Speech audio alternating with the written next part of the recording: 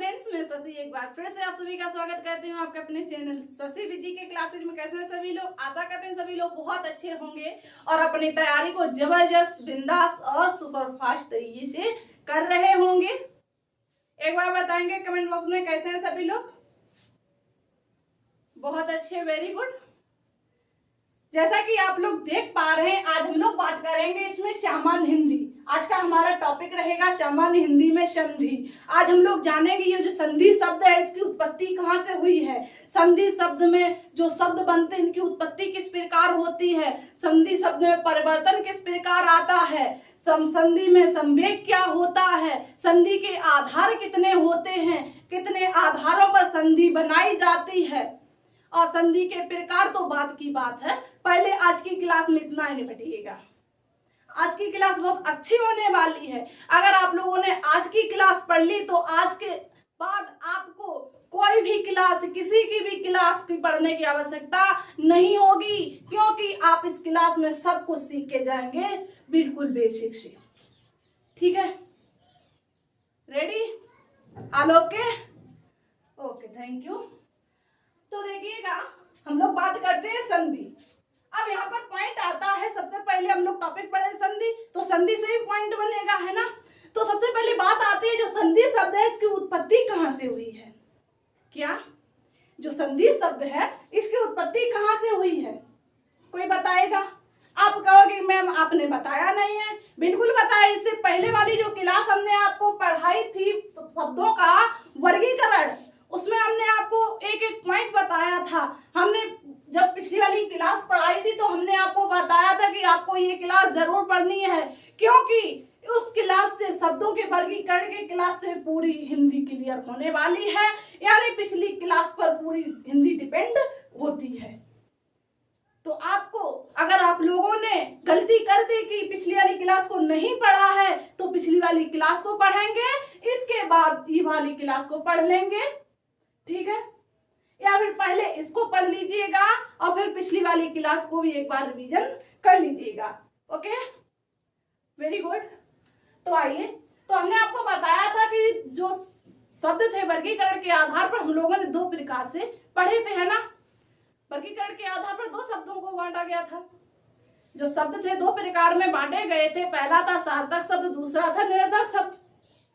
इसके बाद हम लोगों ने सार्थक शब्दों को भी चार प्रकारों में बांटा था। यस या नो? Yes, okay. तो देखिएगा जो चार प्रकार थे कौन कौन से थे। पहले हम लोगों ने पढ़ा था स्रोत व रचना, स्रोत व उत्पत्ति के आधार पर, और दूसरा पढ़ा था रचना तथा बनावट के आधार पर, और तीसरा प्रकार हम लोगों ने पढ़ा था अर्थ के आधार पर, और चौथा प्रकार था उसमें प्रयोग के आधार पर। यस या नो? याद आया? आएगा याद, बने रहिएगा, देखो सब कुछ याद आएगा धीरे धीरे। चलिए, तो देखिए बात आती है संधि शब्द की। कहोगे कि मैं आप ये पढ़ा रही हूँ, पिछली वाली क्लास में क्यों चली गई? इसीलिए चली गई कि वहां से संधि टॉपिक जुड़ा हुआ है, इसलिए।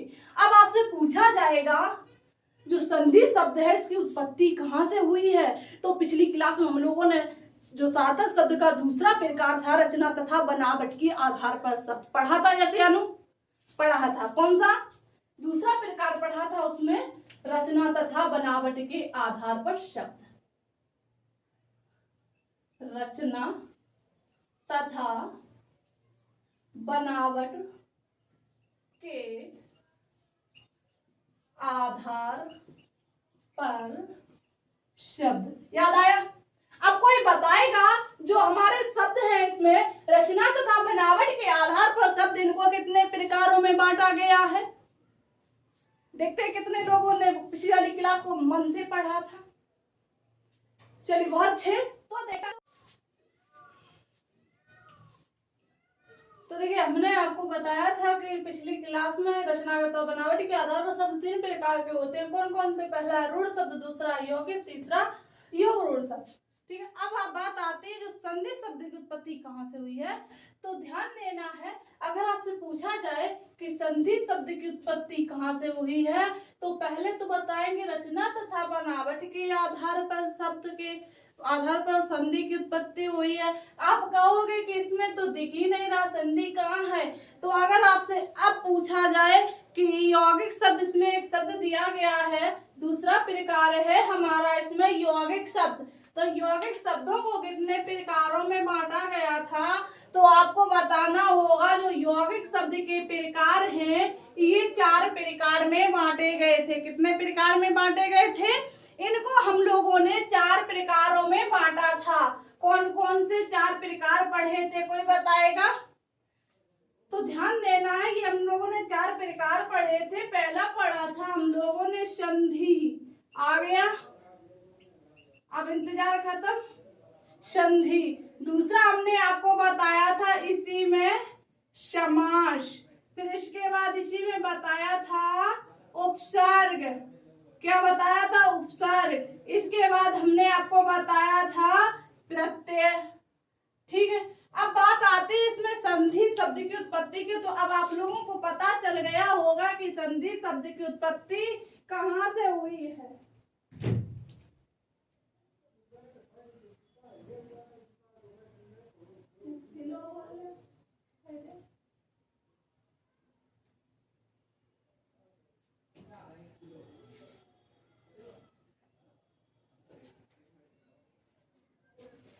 ठीक है, पता चल गया आप लोगों को। अब आप लोगों ने जाना कि संधि शब्द की उत्पत्ति जो है कहाँ से हुई है।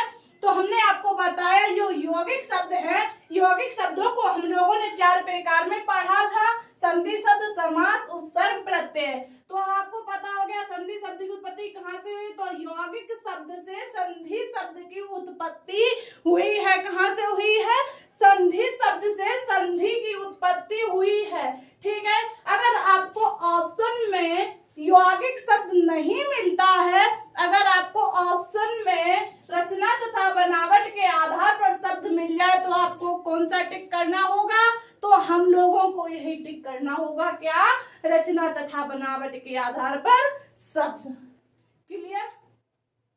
क्या ना मिले ऑप्शन में? अगर आपको ऑप्शन में यौगिक शब्द ना मिले, तो अगर आपको रचना तथा बनावट के आधार पर शब्द मिल जाए तो इसको टिक करेंगे। अगर ऑप्शन में ये ना मिले, अगर यौगिक शब्द मिल जाए तो क्या टिक करेंगे? यौगिक शब्द करेंगे। वो एग्जामिनर के ऊपर क्लिक करता है कि वो किस प्रकार का क्वेश्चन हम लोगों से पूछ रहा है, किस प्रकार के ऑप्शन हम लोगों को दे रहा है। तो ऑप्शन के हिसाब से हम लोगों को क्या करना होगा? टिक करना होगा। ठीक है, क्लियर हो गया संधि शब्द की उत्पत्ति। अब इसके बाद आते हैं हम लोग, क्या जो संधि शब्द है इसका शाब्दिक अर्थ क्या होगा। देखिए, आजकल एग्जाम में ट्रेंड चल रहा है, किसी भी शब्द की डेफिनेशन नहीं पूछते हैं, डेफिनेशन के स्थान पर सिर्फ उसका शाब्दिक अर्थ पूछ लेते हैं, यानी पूरी डेफिनेशन का एक अर्थ पूछ लेते हैं। तो संधि शब्द का शाब्दिक अर्थ क्या हो जाएगा, कोई साथी बताएगा? तो ध्यान देना है, जो इसमें हमारा शब्द दिया गया है संधि, तो इसका शाब्दिक अर्थ हो जाएगा मेल करना। क्या होगा? मेल करना, मेल करना या समझौता करना, समझौता करना, समझौता करना। देखिएगा, जब कहीं पहले क्या होता था, पहले 2 राजाओं में युद्ध हुआ करता था, होता था, फिर उनमें क्या होता था, समझौता हो जाता। तो क्या बोलते थे कि 2 राजाओं के बीच क्या हो गई? संधि हो गई, यानी आपस में क्या हो गए? मिल गए। इसी को कहा गया है संधि। संधि का शाब्दिक अर्थ ही क्या है? मेल करना या समझौता करना।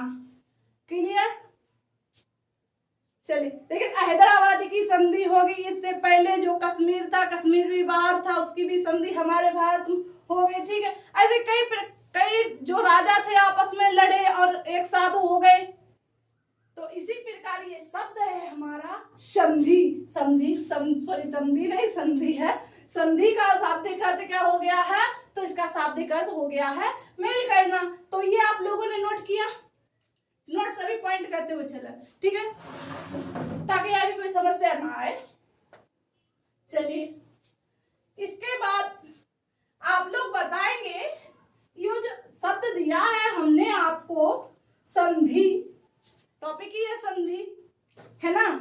तो ये किस संधि का शब्द है बताएंगे। हम लोग संधि पढ़ रहे हैं तो हमें ये भी मालूम होना चाहिए जो संधि शब्द है ये किस संधि का शब्द है। तो आपको बताना बन जाएगा, है ना।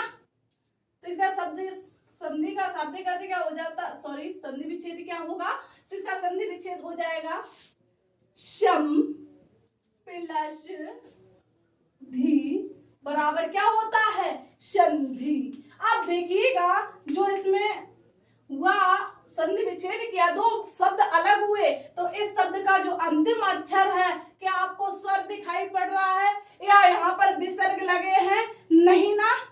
तो इसका मतलब यहाँ पर हम लोगों को क्या दिखाई पड़ रहा है, व्यंजन। तो ये कौन सी संधि के अंतर्गत आएगा, तो ये जो है व्यंजन संधि के अंतर्गत आएगा। किस संधि के अंतर्गत आएगा, व्यंजन संधि के अंतर्गत आएगा।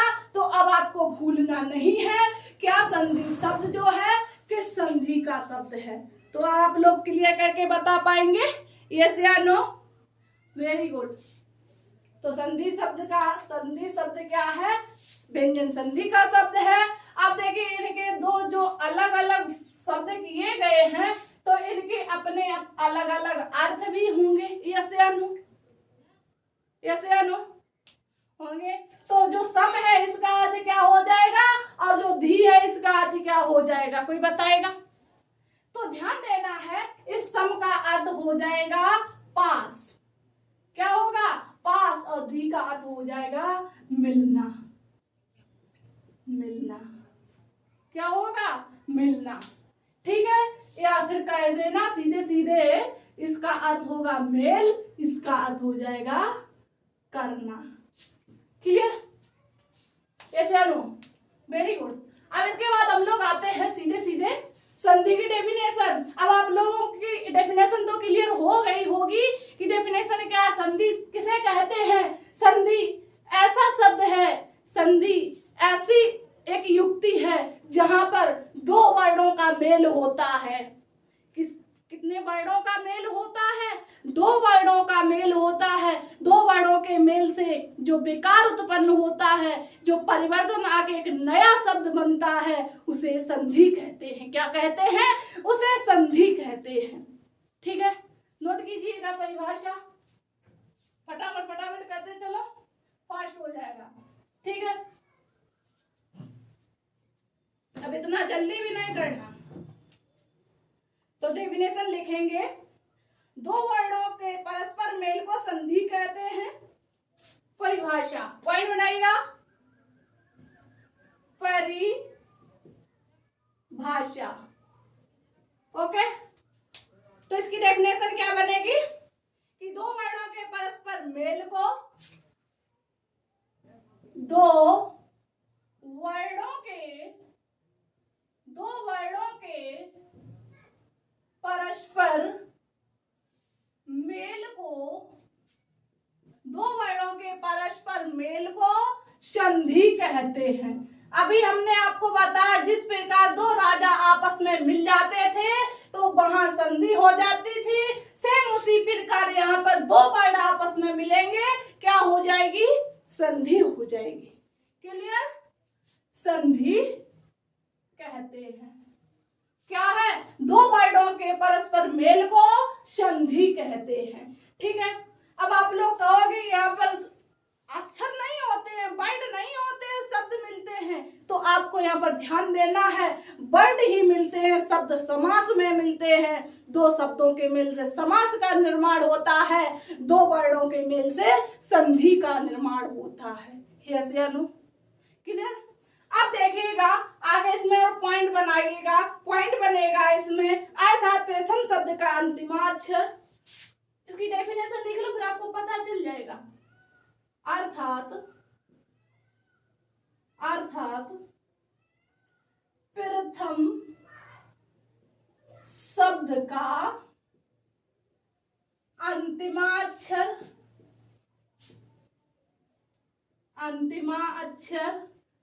तथा द्वितीय शब्द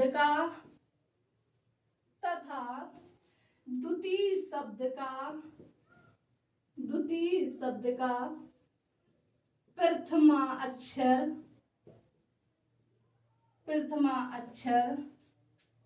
के मेल से, प्रथमा अक्षर के मेल से जो विकार उत्पन्न होता है, विकार का अर्थ समझ रहे हो, विकार का अर्थ होता है परिवर्तन यानी बदलाव। मेल से जो विकार उत्पन्न होता है, उससे विकार उत्पन्न होता है, सॉरी यहाँ से चेंज करके लिखेंगे तो आपको आसानी भी रहेगी याद करने में। विकार उत्पन्न होने से क्या है, विकार उत्पन्न होने से जो नए शब्द का निर्माण होता है, नए शब्द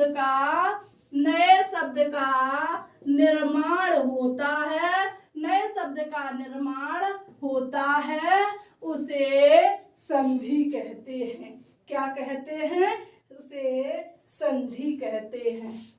ठीक है, क्या कहते हैं, उसे संधि कहते हैं। क्लियर हो गया? यस या नो? क्लियर हो गया कि प्रथम शब्द का अंतिम अक्षर और द्वितीय शब्द का प्रथम अक्षर लेखन या उच्चारण में जो विकार या परिवर्तन उत्पन्न होता है उसे क्या कहते हैं, संधि कहते हैं। ठीक है, क्लियर हो गया? अब किस प्रकार से होते, अब आप कहोगे कि मैम अभी आप शब्द बता रहे हैं, सॉरी यहाँ भी आप अक्षर बता रहे थे कि दो वर्णों का मेल होता है, इसमें किसका होता है, दो वर्णों का मेल होता है, तो मैं बिल्कुल सही बता रही थी। अब देखिएगा, अब आप कहोगे कि इसमें आपने शब्द लिखाए, हाँ शब्द लिखाए हैं, तो देखिएगा हमने ये किस प्रकार शब्द लिखा है। जैसे अब हमने एक शब्द लिया, क्या, जगदीश, क्या लिया, जगदीश।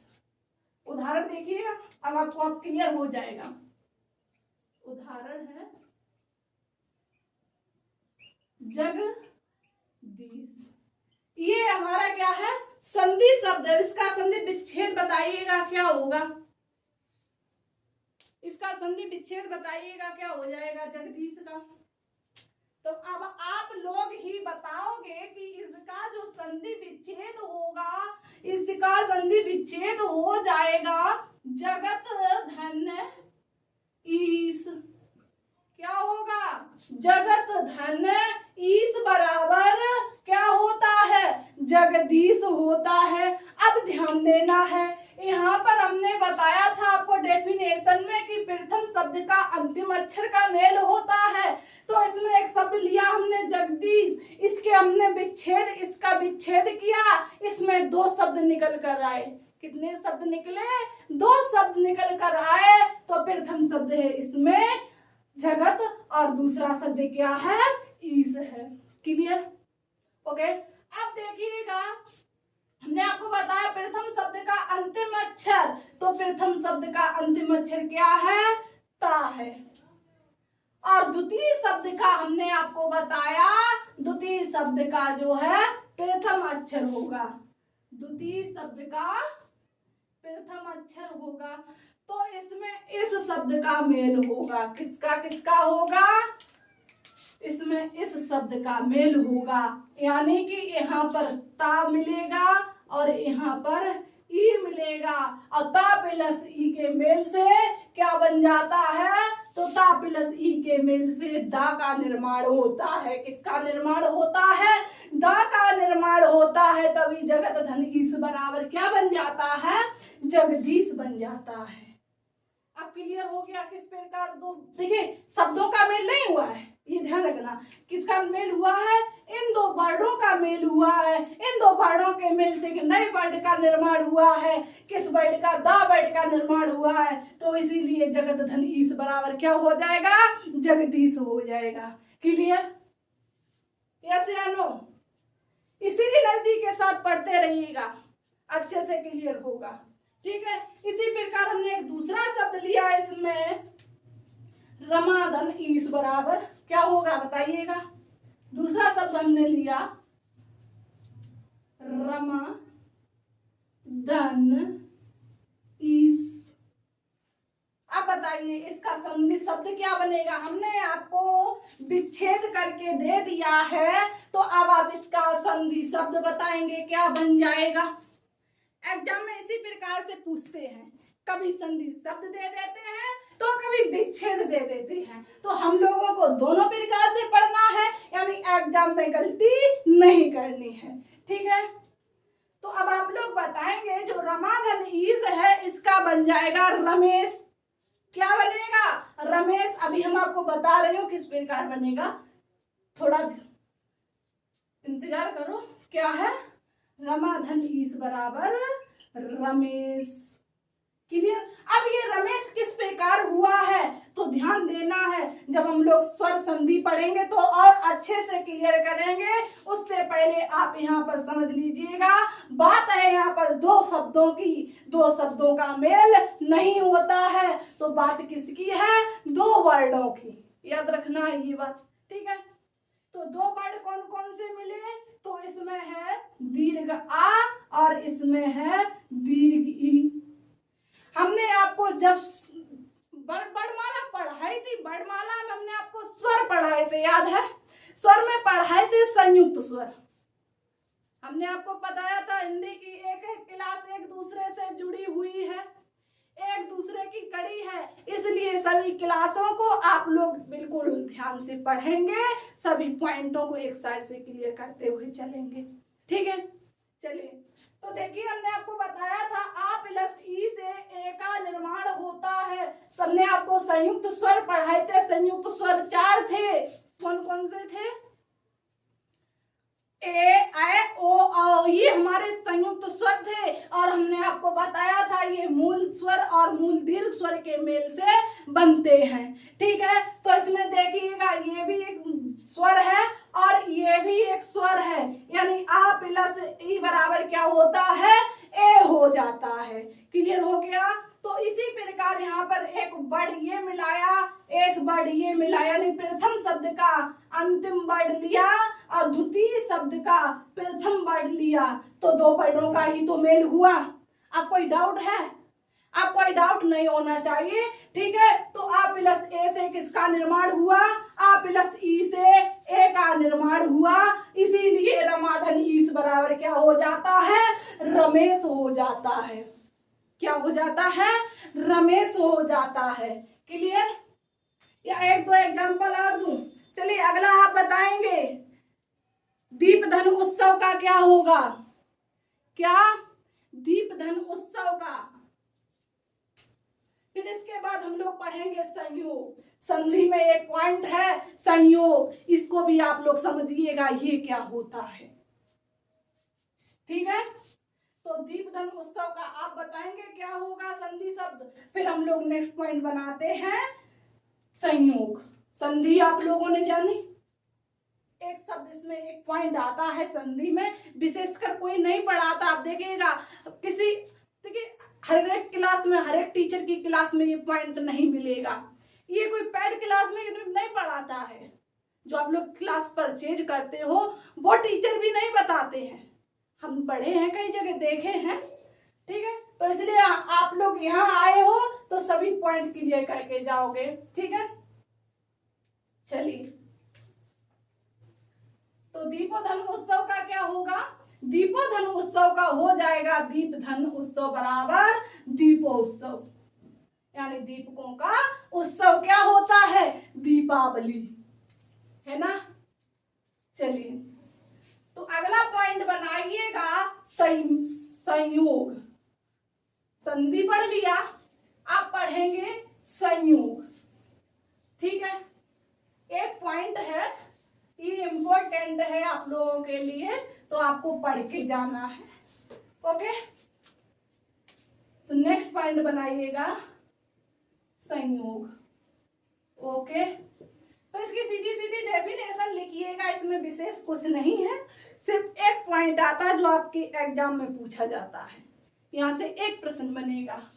ठीक है, तो एक प्रश्न बनेगा तो उसे पढ़ना पड़ेगा। क्या छोड़ के आओगे? नहीं ना, तो छोड़ना नहीं है, पढ़ना है। ठीक है, चलिए संयोग, पहले इसकी डेफिनेशन लिखिएगा, यानी कि दो शब्दों का मेल होता है, इसमें भी होता है। ठीक है, जो संयोग है हमारा, इसमें भी दो शब्दों का मेल होता है। सभी लोग जानते हैं संधि और संयोग में अर्थ क्या, संयोग का भी अगर शाब्दिक अर्थ देखा जाए तो मेल करना होता है, ठीक है। लेकिन इसमें एक बात छुपी हुई है जो आप लोग नहीं जानते हो, लेकिन आज क्लियर हो जाएगा, ठीक है। तो लिखिएगा, आप लोग जानते हो दो वर्णों का मेल इसमें भी होता है, ठीक है, दो वर्णों का मेल, ओके। हाँ, अब देखिएगा डेफिनेशन सीधे सीधे लिखिएगा। प्रथम शब्द का अंतिमाक्षर, प्रथम शब्द का अंतिमाक्षर, द्वितीय शब्द का प्रथमाक्षर, द्वितीय शब्द का प्रथमाक्षर के मेल से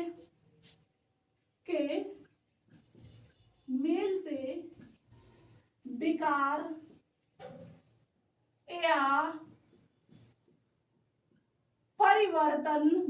या परिवर्तन नहीं होता है। ये पॉइंट आ गया बीच में, यही इंपॉर्टेंट था। क्या है कि दो वर्ण यानी कि कोई भी शब्द है, चाहे प्रथम शब्द का अंतिम अक्षर देख लीजिएगा, चाहे द्वितीय शब्द का प्रथम अक्षर देख लीजिएगा, इसमें कोई विकार या कोई परिवर्तन नहीं होता है।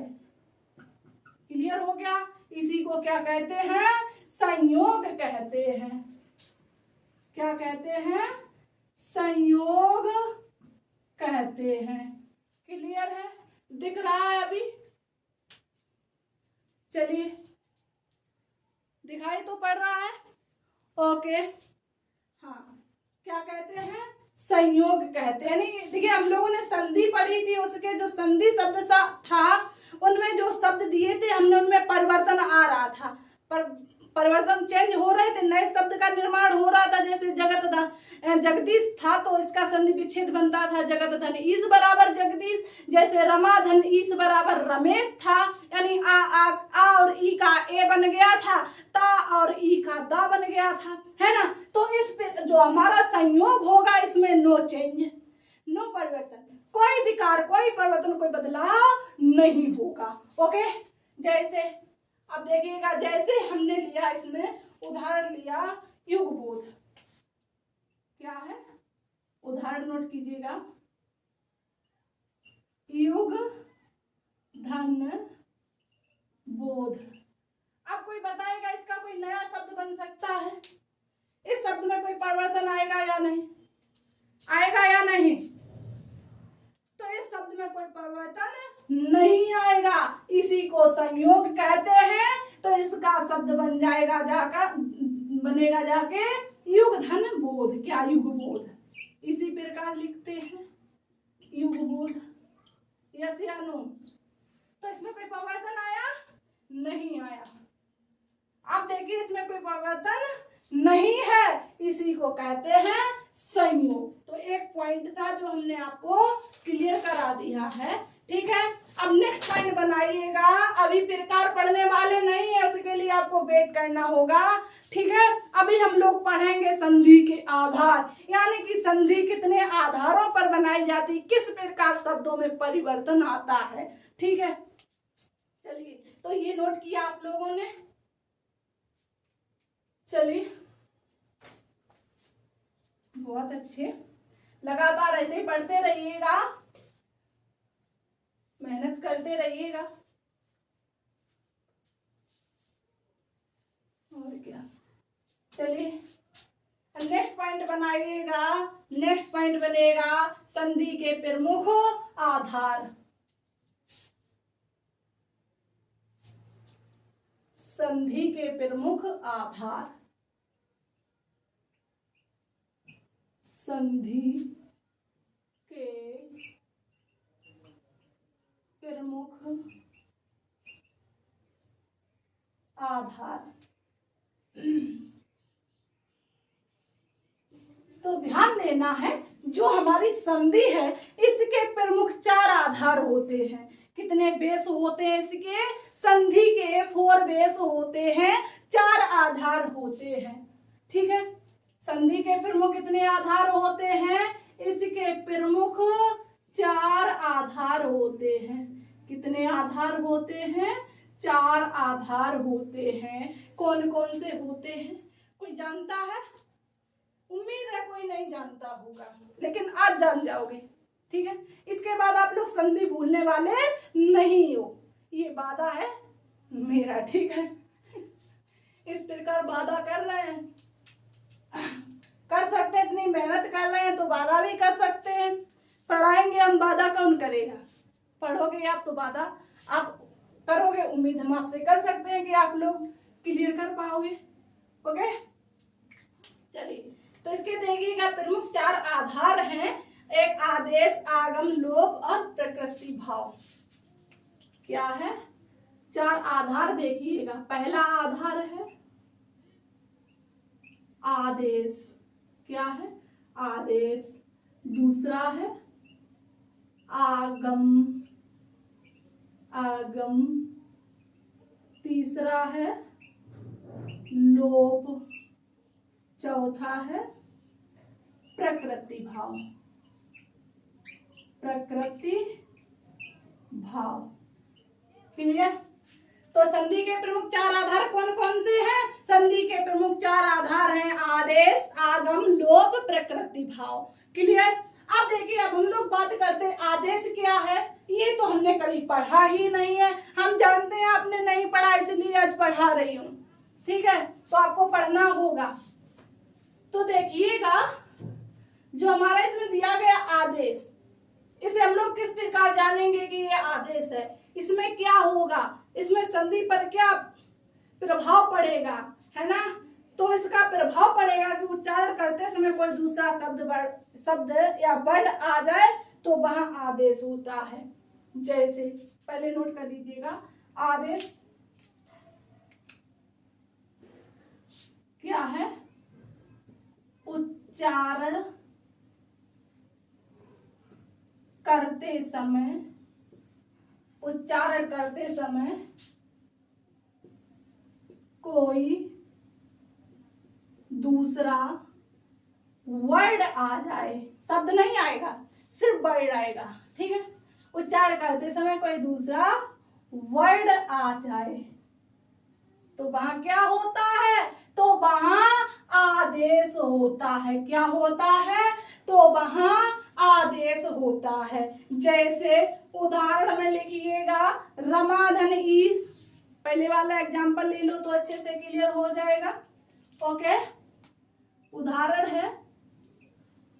है हमारा इसमें रमाधन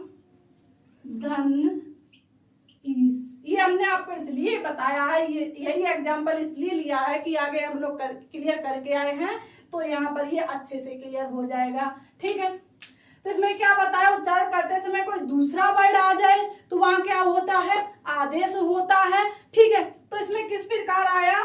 तो देखिए, ये वाला आ और ये वाली ई, यानी दीर्घ आ प्लस दीर्घ ई बराबर क्या बन गया? ए। यानी आ और ई की जगह कौन सा नया वर्ड आ गया है? तो ये ए वर्ड आया, ए वर्ड आया। ठीक है, तो इसका क्या हो जाएगा? तो संधि शब्द हो जाएगा रमेश। रमाधन ईश का क्या हो गया? रमेश हो गया। तो यहाँ आप लोगों को क्लियर हो गया कौन सा नया वर्ड आया? तो इसमें नया वर्ड आया जो है ए। क्लियर? तो आप जान गए आदेश क्या होता है। इसके बाद हम लोग बात करते हैं आगम की। क्या आगम क्या होता है? अब आप लोग अंदाजा लगा सकते हो, इसके नाम से आदेश वाला आधार है। क्लियर? इसके बाद बात करते हैं हम लोग आगम की। आगम क्या है? इसके नाम से ही पता चला, आगम यानी कोई आ जाए। ठीक है, तो इसको लिखिएगा, नोट करिएगा, उच्चारण करते समय ना तो पहले शब्द के अंतिम अक्षर और ना ही दूसरे शब्द का, ना ही दूसरे शब्द का प्रथम अक्षर, ना ही दूसरे शब्द के प्रथम अक्षर, प्रथम अक्षर में परिवर्तन होगा।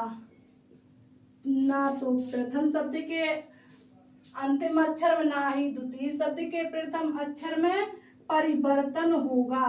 वहां कोई तीसरा वर्ड आ जाए, वहां कोई तीसरा वर्ड आ जाए, वहां कोई तीसरा वर्ड आ जाए तो वहां क्या होगा, तो वहां आगम होगा। आ जाए तो वहां क्या होगा, तो वहां आगम होगा। ठीक है, क्लियर हुआ। जैसे हमने उदाहरण लिया, उदाहरण समझिएगा, थोड़ा फास्ट कर लेती हूँ, ठीक है, समझ तो आएगा, अच्छे से समझाऊंगी तो आपको क्लियर हो जाएगा। क्या उच्चारण करते समय ना तो शब्द के, देखिए इसमें हमने जैसे शब्द लिया, उदाहरण देती हूँ तब आपको अच्छे से समझ में आएगा। ठीक है, उदाहरण है हमारा इसमें मात्र छाया, मात्र धन छाया। ठीक है, क्या है, मात्र धन छाया। इसकी डेफिनेशन क्या की, उच्चारण करते समय ना तो देखिए इस शब्द में परिवर्तन आएगा, इसका अंतिम अक्षर यही है मात्र छाया, और ना इस छा में परिवर्तन आएगा, ये दोनों सेम ऐसे ही रहेंगे। इसमें परिवर्तन आ गया था, ठीक है, लेकिन आगम वाले में कोई परिवर्तन नहीं होगा। फिर आप कहोगे कि क्या होगा, तो ध्यान दीजिएगा, बता रही हूं।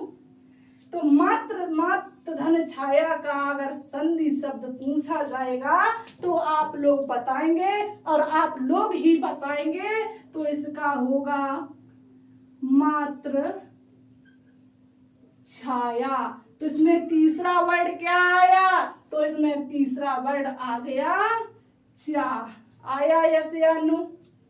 तो ये क्या है, जिसमें कोई तीसरा वर्ड आ जाए तो वहां क्या है, आगम है, और जिसमें कोई दूसरा शब्द परिवर्तन हो, वर्ड कोई दूसरा वर्ड आ जाए तो वहां क्या होगा, तो वहां आदेश होगा। अब इसके बाद हम लोग बात करते हैं किसकी, लोप की। इसके नाम से ही पता चलता है, लोप मीन्स होता है छिपना। ओके, तो ये नोट किया आप लोगों ने, इम्पोर्टेंट है, नोट कर लेना।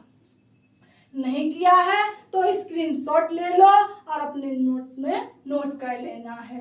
ठीक है, चलिए, ठीक, समझते हुए चलो सारे उदाहरण। देखते हो कब तक क्लियर नहीं होगा।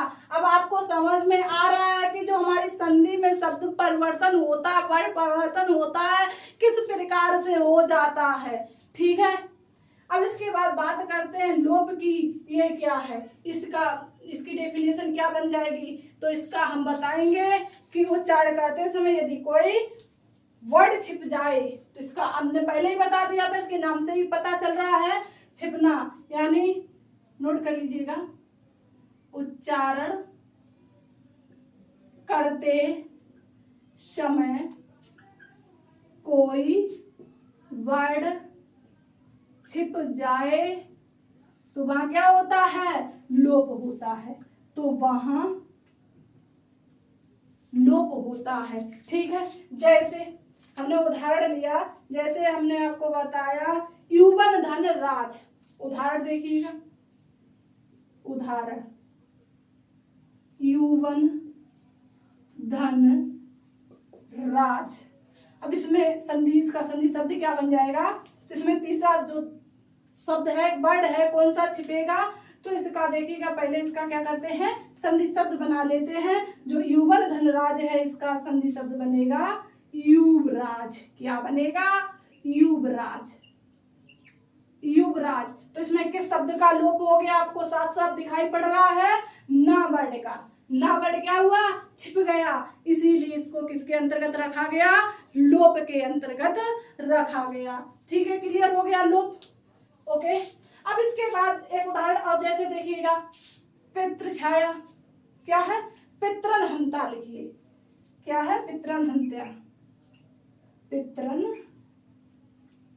धन हंता बराबर क्या होगा, पितृहंता, यानी कि पिता को हरने वाला।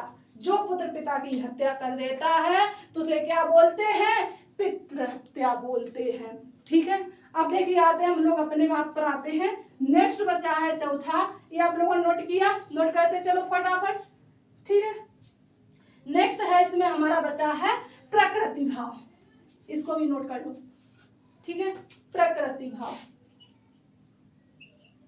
ये क्या है, इसके भी नाम से पता चला, सीधा सीधा नोट कीजिएगा। जिस शब्द में कोई परिवर्तन ना आए, सीधा सीधा लिखिएगा, जिस शब्द में कोई परिवर्तन ना आए, ना आए, वहां क्या होता है, प्रकृति भाव होता। क्यों होता, यानी जैसा प्रकृति ने दिया वैसा ही प्रयोग किया जाए, क्या आएगा, प्रकृति भाव आएगा। यानी जैसा प्रकृति ने दिया, जैसा हमको लिखा मिल गया, वैसा ही हमने क्या किया, हम लोगों ने प्रयोग कर दिया। यानी जैसा हमें व्याकरण में मिला हमने वैसा ही प्रयोग कर दिया, तो वहां क्या होगा, प्रकृति भाव होगा। यानी जैसा ईश्वर ने दिया वैसा हमने एक्सेप्ट किया, तो वहां क्या होगा, प्रकृति भाव होगा। क्लियर। अब जैसे उदाहरण देखिएगा, उदाहरण जैसे हमने लिया, जैसे उदाहरण एग्जाम्पल देखिएगा, इसका उदाहरण है अंतः धन पुर बराबर क्या होगा। अब इसका संधि शब्द बनाइए, देखते हैं कोई परिवर्तन आता है, बना के देखिए। अगर आप लोग इसमें परिवर्तन ला सकते हो तो बताओ, देखते हैं कौन कौन लाता है इस शब्द में परिवर्तन। अंतर्धन परिवर्तन लाइएगा, इसका संधि शब्द बनाइएगा, क्या बनेगा, तो इसका संधि शब्द बनेगा, इसमें नो चेंज, नो परिवर्तन। ठीक, तो इसका बन जाएगा अंतपुर, ऐसे ही लिखते हैं। अगला देखिएगा,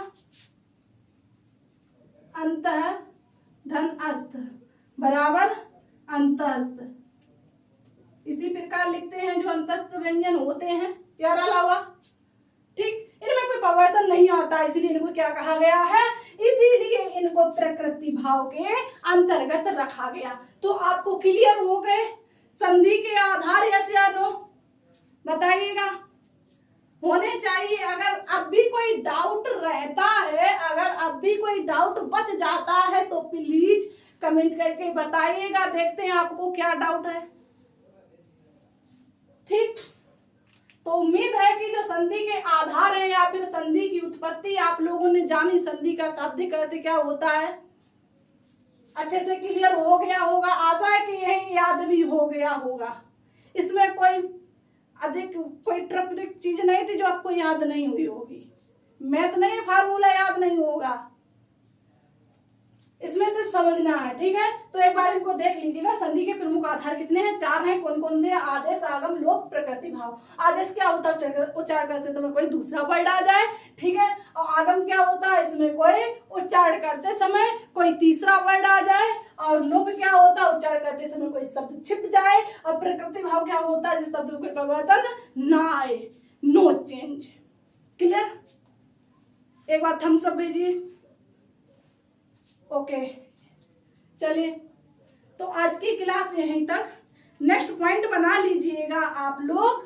नेक्स्ट पॉइंट हम लोग पढ़ेंगे संधि के प्रकार।